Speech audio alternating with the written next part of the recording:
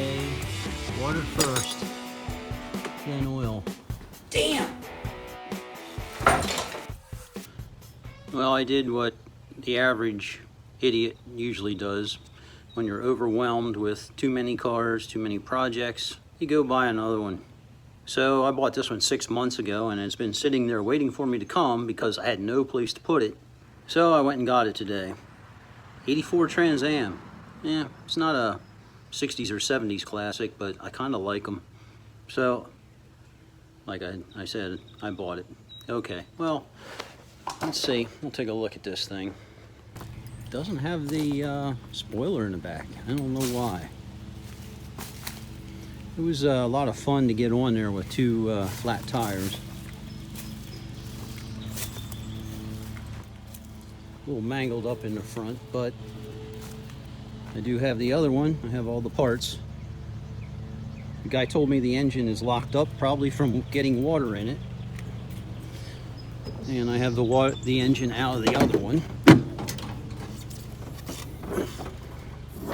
Oh yeah, they stay up good.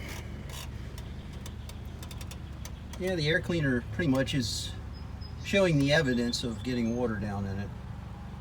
Probably a bad motor here. Has all the emission stuff. Even the smog pump is still there, which, you know, that's not a good thing, but it's kind of a good thing for living in this state. I think they want to see that. It makes it easier to get it through inspection. Here's the missing grill cover.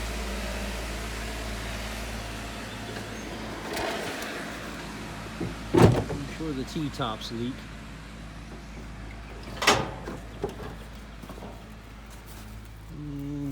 Can't get the door open yet because it's too low. Well, we'll go over the interior when I get it off of here. First step is to get some air in two tires. If they hold. Not exactly the way I remember an 84 Trans Am. The shape and the fit and everything is the same, but the condition is far different. The one I had I thought was in rough shape, and that was 20 years ago. Looks a little, it's gonna need some spiffing up. What do we have here? We have a tilt. Tacking gauges. Rear defroster. Oh, that's a pop trunk. But the trunk don't come open. Nothing in the pocket. And the last guy left me no evidence of who ever owned it or what its past life was. There's probably no money in the seats either.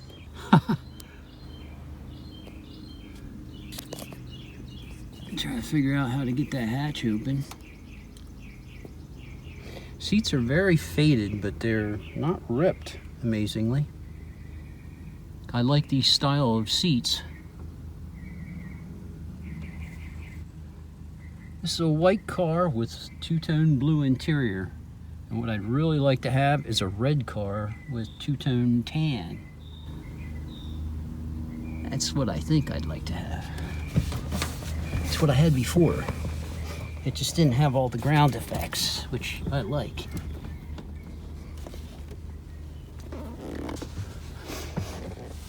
What's back there?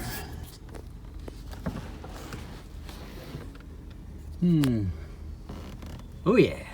Got a container full of oil? That looks scary. It looks like it got to the carpet. Well, maybe if it leaked out, at least it saved it from rusting. Alright. Okay, there I can see. That blue wasn't bad looking. It is now. Maybe I like blue. Just not old blue. Went and got a battery. I know the engine doesn't crank, but the check engine light comes on. Gauges move a little bit.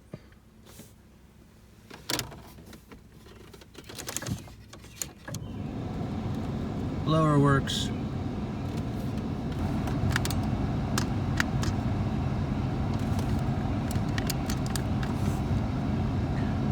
That's disappointing. Don't look like that works.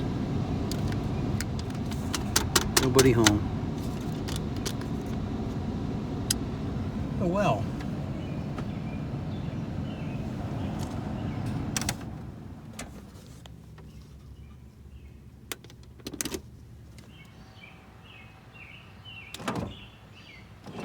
Boy, that's touchy. Oh, slow. Probably haven't run for years. Hopefully it goes back up. Go up. Yep. Wiring issues. Ah, pop trunk works. At least I can get back there.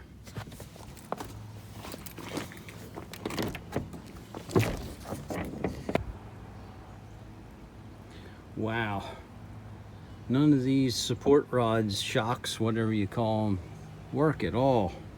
Looks like it hasn't worked for many years.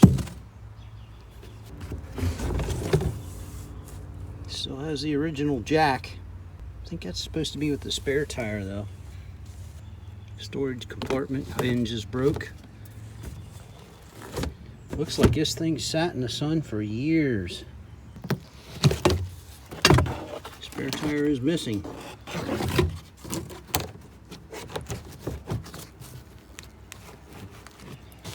Alright, so I dug this 305 that I took out another 84 a couple years ago. So that's going to go in it as soon as I get this sucker pushed in the garage. Well, we'll see how long that takes. Car almost looks better once it's in the garage for some reason. Well, I got it in here, and first step I guess is take the hood off to get this engine changed. So I never have any help to take the hood off, so I'll just put these 2x4s here on the windshield. That way when I take the bolts out and it slides back, it's just resting against that instead of breaking the windshield. Then I usually take the front bolt out on each side. It's always the back bolt that keeps it in upright position. I take those out last. And on this thing, because the shocks don't work, I just have this support rod. And I normally do that anyway. So here I go. Hopefully it's not too heavy and I don't bash something up.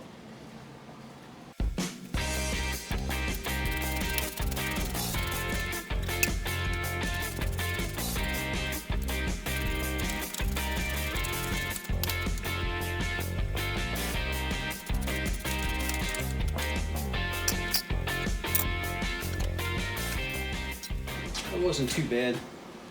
I wouldn't do that if it was freshly painted. Obviously it needs painted. And I might do that. And I might not do that.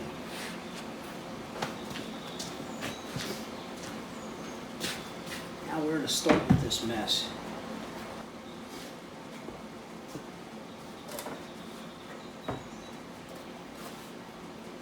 It's not so good.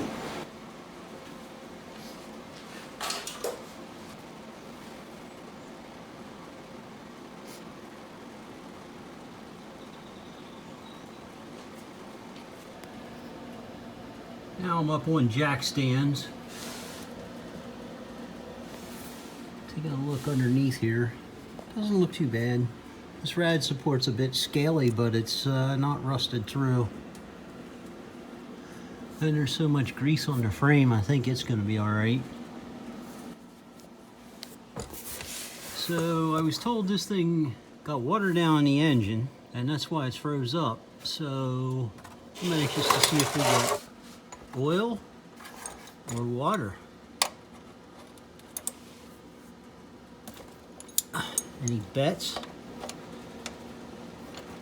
I would say water first, then oil.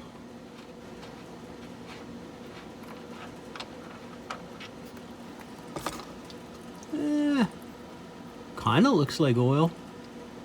When it kind of flutters like that, it kind of indicates there's some water in it, but it's not like it got a ton of water. But it's definitely locked. I had a breaker bar on the on the crankshaft trying to turn it, and it wouldn't turn. Maybe I'll give it another shot yet, but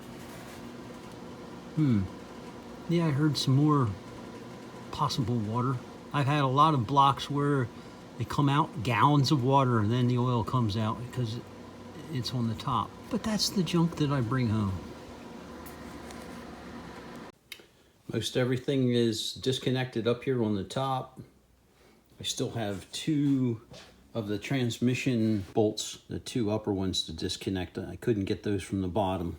On the bottom, I dropped the exhaust, the starter, got the motor mounts out. I think that's about done on the bottom. So put it back down and try to finish taking off the stuff on the top, and soon it'll be ready to yank out. The one thing I couldn't do is take the torque converter bolts out because the engine doesn't turn.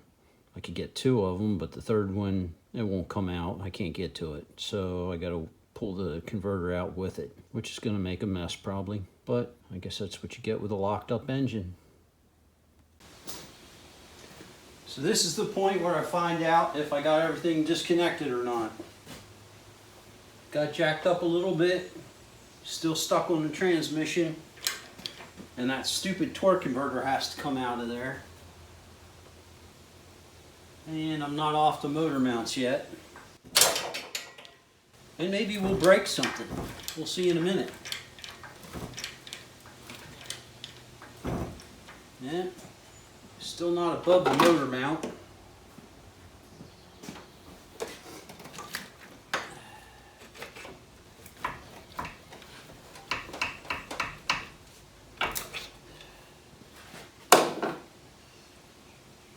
Not sure we're gonna make it above the motor mount.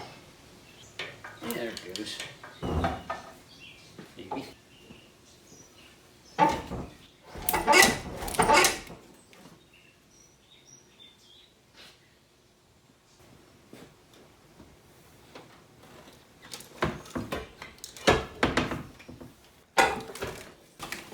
I guess that'll do it.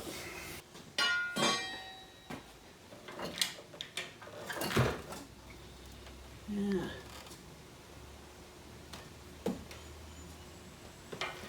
So far I don't see any transmission fluid, which is probably not a good sign.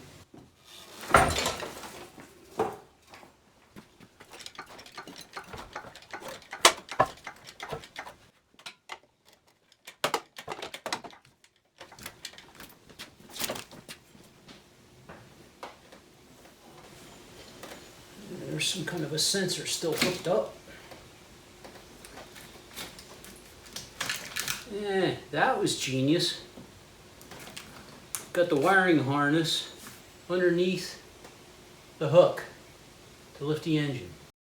Great. All right. How am I going to get out of this mess?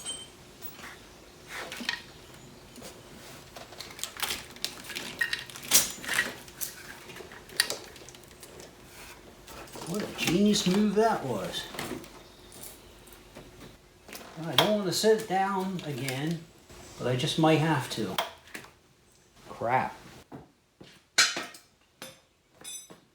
I had to turn the camera off till I finished swearing and figuring things out. I had the manifold was stuck on the transmission dipstick tube. That's why it wouldn't go down. Then when I finally got it set down, I looked underneath. I saw that there's no fluid coming out of the torque converter, but it sure is coming out of the transmission. And my oil catch pan was in the front, so it was running on the ground. Plus there's more antifreeze running out of the block, but I think I got it now.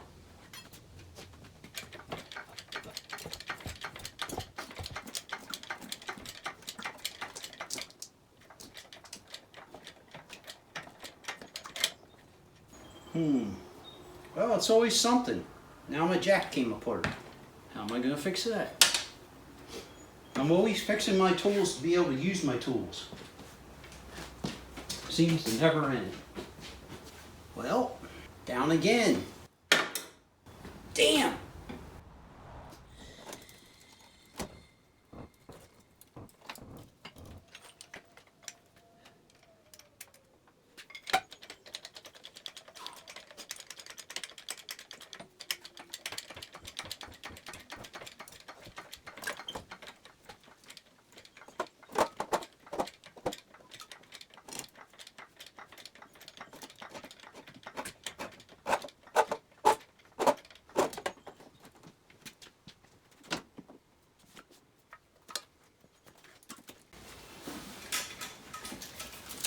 Okay, I think I got it this time.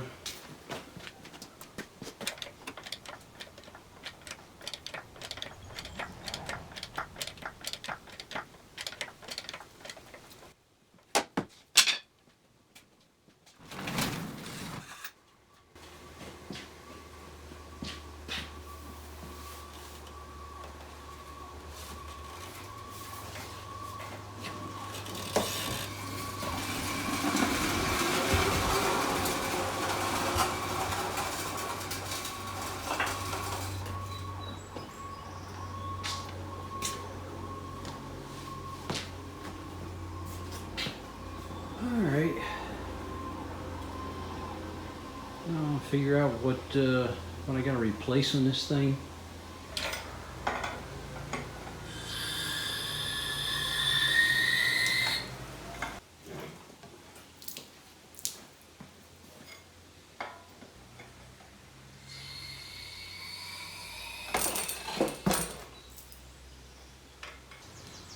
Now I can get all the converter bolts. Get the converter off of there.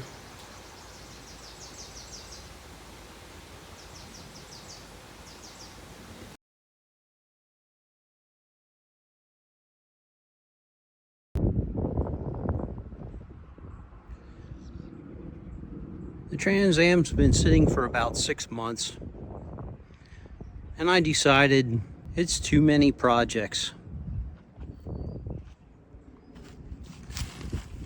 I have this one anyway.